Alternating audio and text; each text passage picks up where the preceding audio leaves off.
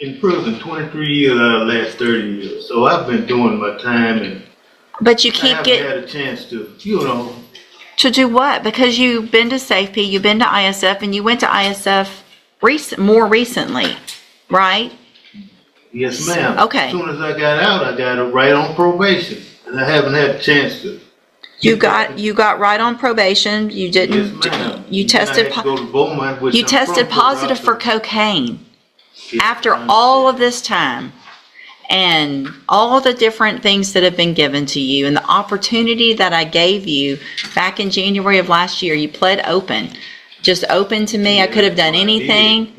I could have sent you to prison for 20 years, 10 years, and I gave you an opportunity. And I said on that day, because Mr. Coleman printed it out for me.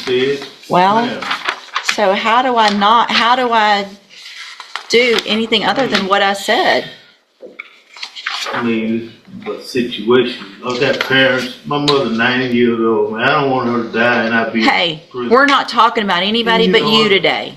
Yeah, I know. I'm sorry your mom's that old and that you haven't been around to be with her, but that's whose fault? It's not going to be my fault if you're not there. How about some personal responsibility instead of my mom is old and don't send me to prison?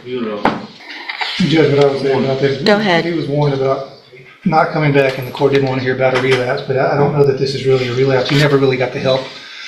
On this most recent term of probation with the JCDI, and if transportation is going to be a problem, I know he's already been to SafeP, Judge, but it would be the relapse portion of SafeP would be appropriate, or a whole new term. Hold on. So if I'm reading this, I want to know when he went to ISF this last time. Parole sent him when, because the way I'm reading is you were released from ISF and started JCDI August 6th of 2024. So I put you on probation in January, and between January and August, you went to ISF last year. Is that correct or no? Parole sent him to ISF because of this new charge. Okay. So when was that? He was in custody in Jefferson County, and then from custody went straight there.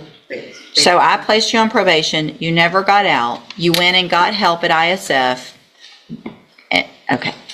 All right. Anything else? And Judge, if the court, and it seems like the court is not leaning towards probation. No. No. I would point out, we understand the range of punishment is up to 20 years, but the bottom line of that range is 2 to 20. And I still haven't done anything yet, so your response and how you act right now is going to go into what I do. Now, I understand the legislation makes it possible to go all the way up to 20, but it also makes it possible to go down as low as 2. I think we have to look at each case for the facts, and the underlying offense was a theft at the Dollar General, I think, or Family Dollar. I think it was about $100 worth of merchandise. I would ask the court to consider something at the lower end of the range, maybe 2 to 5.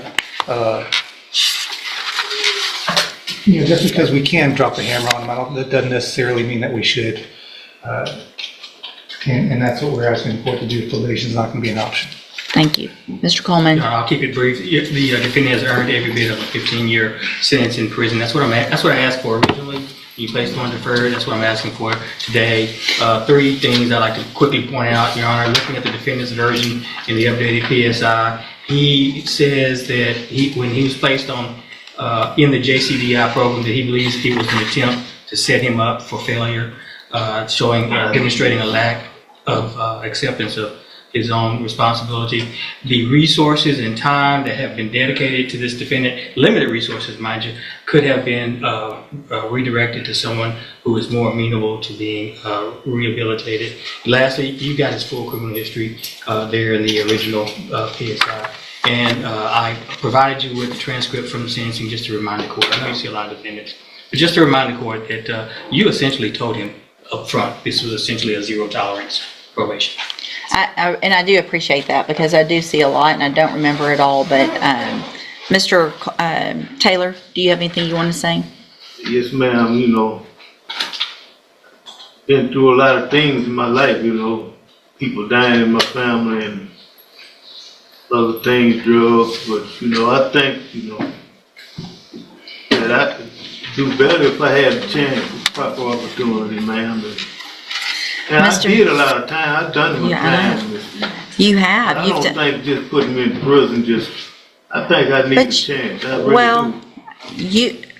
it doesn't make any sense because you're saying, you've done a lot of time and at some point you either say, I don't like prison and I want to do better, That's what I want, man. but you didn't take advantage of the opportunities you were given. You're saying you want help and we gave you help or parole gave you help. So you didn't even get out on my probation yet. You had ISF, a reminder of the tools that you had a long time ago. You had those things and you got out and you didn't take advantage of the opportunity that I told you. You better take advantage of it because you're not going to get it again. You're saying the same things that you said. Please just give me another chance. I'm going to do better.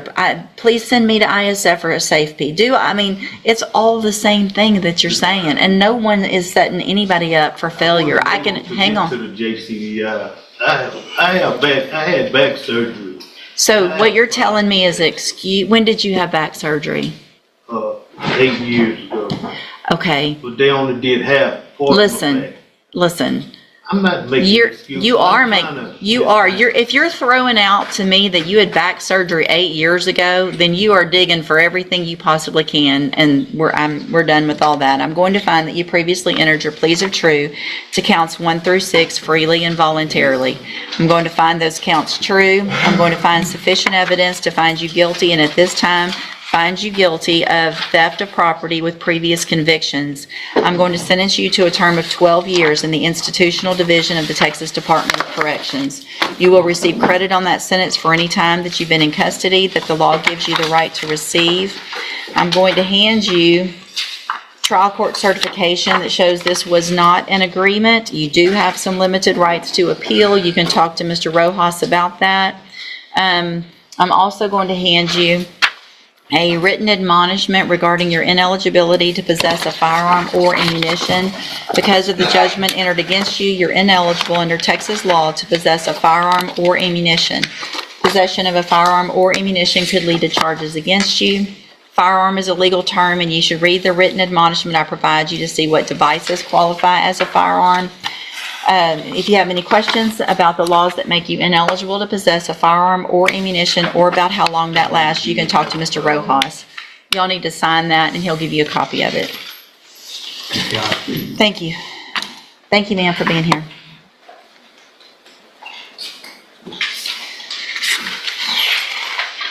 Ms. Holmes on Demario Flukas. That's it, whatever.